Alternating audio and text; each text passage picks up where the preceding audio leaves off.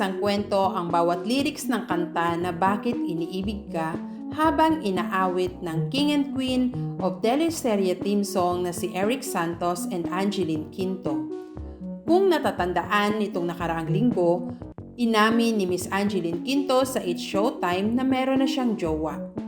Naging hati ang mga netizen kung saan ang iba ay iniisip na si Eric Santos ang jowa na tinutukoy ni Angeline.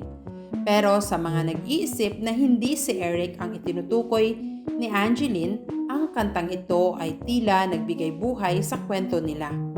Sabi nga ng isang linya sa kantang ito, hindi ko kaya ang mawala ka, hindi ko kaya ang mag-isa. Tulungan mo akong malimot ka pagkat hindi na dapat pang iibigin ka. Inawit ng dalawa ang awiting ito sa Asap Natin To, January 31, 2021 bilang pag-celebrate ng kanilang anniversary sa showbiz.